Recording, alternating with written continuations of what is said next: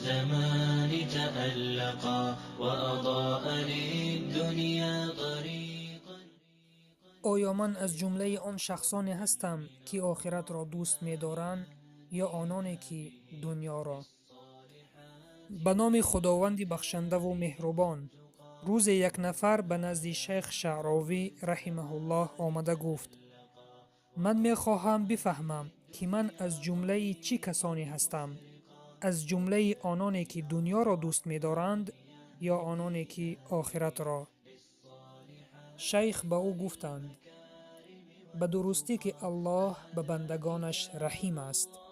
او ترازوی یک شخص را به شخص دیگر نداد، بلکه به هر کس ترازوی خود او را داد. مرد گفت: چه خیل؟ شیخ گفتند: برای آن که تو می توانی آدمان را فریب بدهی اما خودت را فریب داده نمی توانی. ترازوی تو در دست توست. تو می توانی که بدانی از جمله آنانی که این دنیا را دوست می دارند هستی و یا آنانی که آخرت را؟ مرد گفت: این را من چه خیل بفهمم؟ شیخ گفتند: وقتی به نزد تو شخصی می آید و به تو پول می دهد و دیگر شخص می آید و از تو صدقه طلب می کند، عملی کدام از آنها را دوست می داری؟ یعنی به کدام از این عمل تو خرسند می شوی؟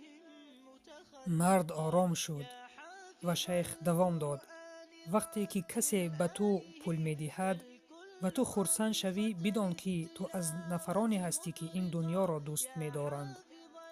و وقتی که کسی از تو صدقه گرفت و تو خرسند شوی، بدان که تو از جمله نفرانی هستی که آخرت را دوست می دارند. به درستی که انسان خوشحال می شود وقتی که کسی به او چیزی دوست داشته اش را بدهد. کسی که به من پول و مال می دهد به من دنیا را می دهد و کسی که از من صدقه می گیرد به من آخرت را می دهد. اگر تو از جمله نفرانی باشی که آخرت را می خواهند، دادن صدقه باید تو را خوشحالتر کند نسبت به گرفتن پول و مال. مرد تکرار به تکرار می گفت: سبحان الله.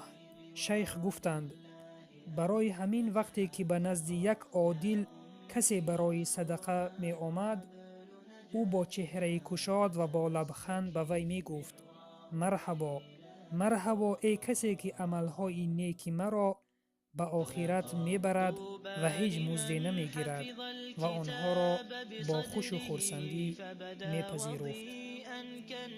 مرد گفت: این طور باشد از حالت ناخوشی خود من این جمله را بخوانم: انا لله و انا الیه راجعون. شیخ گفتند: از رحمت خداوند ناامید مشو، به دنبال آنها با خشوع برو، آنها را می دریابی. اگر شما به آنها مانند نباشید پس از آنها عبرت بگیرید. به درستی که عبرت گرفتن از صالحان این بردباری و نجات است. اگر کسی به تو راضی دل بکند او را گوش بده. اگر کسی از تو بخشش بپرسد او را ببخش.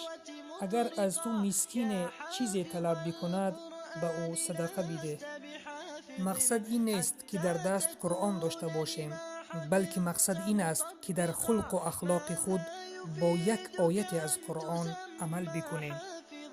خوشبخت آن است که نیکویی به مردم می کند. چنین باش که وقتی کسی تو را می بیند دعای نیک در حق آن کسانی کند که تو را به وای رساندند.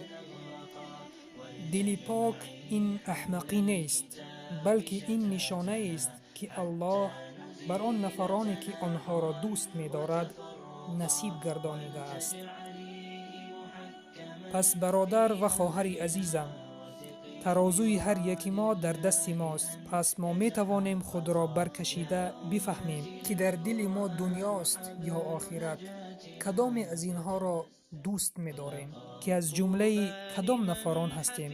نفرانی که دنیا را دوست می دارند یا آنانی که آخرت را؟ السلام علیکم و رحمت الله و برکاته. كان في أخلاقه وفعاله فيه الفؤاد تعلقا وتلاه في جنون